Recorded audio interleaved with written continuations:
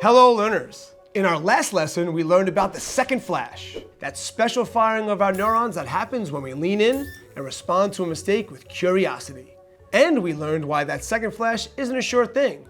It only happens when our brain is ready to see mistakes as an opportunity to learn. That second flash that fires in our brain is physical evidence of a simple belief, that we have the ability to improve. That belief is called growth mindset. Seems easy enough. Or is it? See, there's a flip side. Because in some situations, we may believe that we're already as good as we're gonna be. So when we face a challenge that we don't believe we can overcome, that belief will tell us, why bother trying? Today, we're going to take on the challenge of learning about these two opposing beliefs, growth mindset and its opposite, fixed mindset. Are you curious? Let's fire up our neurons and learn something new.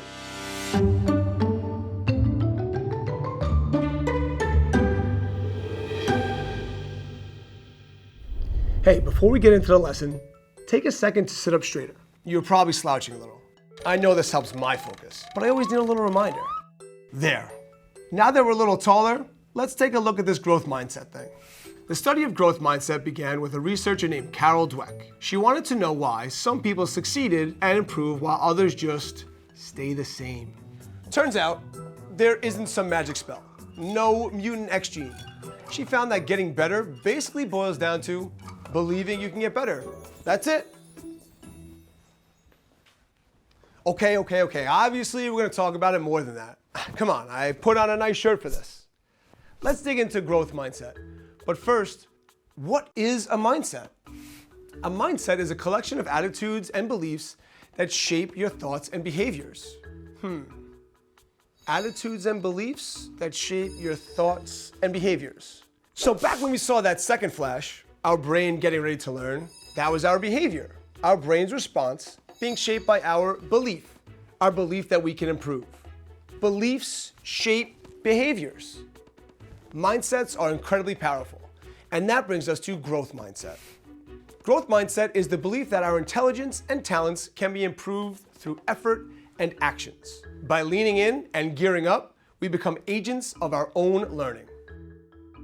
Sure, we're all born with different starting points. Some of us may solve math problems more quickly, while some of us need more time. Same goes for shooting a basketball, or illustrating, or even being kind to others.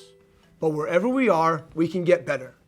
Through hard work and persistence, we can get smarter, we can improve, we can grow. And with the understanding that we can, we do. Because we actually look for opportunities to improve. When we are in a growth mindset, we believe that mistakes, setbacks, and obstacles are a necessary part of the learning process and crucial for resilience, motivation, and growth. Because learning and growing is a choice. Now that other group, the ones that didn't have the second flash, they believe that abilities and intelligence are fixed, that your traits and talents cannot be changed, no matter how much effort you put in. So why bother looking for a chance to? And because they aren't looking for opportunities to improve, they miss them entirely. This belief is the fixed mindset. It's the belief that you are not in control of your abilities and intelligence. You either have the ability or you don't, and nothing can change that. This is where you hear things like, I'm not a math person, or I can't draw. I'll never get this right. Well, first of all, that's boring. And we know it's not true.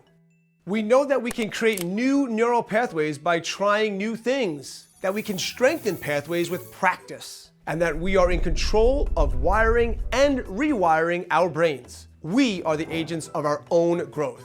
So sorry, this I'm not, I can't, I'll never, none of this is true. But why not? What's wrong with believing I have a gift? Or that I'm just not cut out for something? We can't be good at everything, right? Because mindset. Beliefs shape behaviors, and it can shape how we see the world. Have you ever seen this image before? If you look at it one way, you see a duck. And if you look at it another way, you see a rabbit. Well, our mindsets can do the same thing. A growth mindset and a fixed mindset can look at the same problem and see two very different things. Take these examples. Our friend Trevor labels the 4 ingredients to growth as challenges, effort, mistakes, and feedback. How do you think the fixed mindset would view challenges? Not great, right? If we're in a fixed mindset, we'll back down from challenges because what if they reveal we're not as smart as we thought we were? But when we're in a growth mindset, we look at this challenge and say, great, here's a chance to grow. The fixed mindset sees a mountain. The growth mindset sees a step. And what about effort? Well, if we believe our skills are fixed, then we shouldn't need to put in any effort. Effort means we're not good enough. But with a growth mindset, we see effort as useful. Gearing up actually makes us smarter. It makes us resilient. It's that little resistance that helps us get stronger. Then we have mistakes. For a fixed mindset, this is the worst. A mistake means we failed. It is the end of the line. But for the growth mindset, this is the second flash time. This is our chance to get smarter. And lastly, feedback. The fixed mindset hates feedback. It takes it personally and gets defensive. But the growth mindset looks at this and sees a helpful hand. A little bit of guidance can go a long way towards learning something new. These mindsets shape everything for us. If you listen to your growth mindset, it means you are seeking challenges. It means you are using deliberate practice and effective effort. It means you're embracing your mistakes. It means you're taking in feedback and using it to get better. You're putting belief into action, and that's how you grow. And if you listen to your fixed mindset, your belief that you can't improve shapes your behavior. You stop trying, stop caring, stop growing. So the choice is easy, right? Just have a growth mindset. There, done. But it's not that easy. You don't just get to pick one. Unfortunately, this isn't an either-or situation. In your head, you're always going to have both a growth mindset and a fixed mindset that you'll shift between.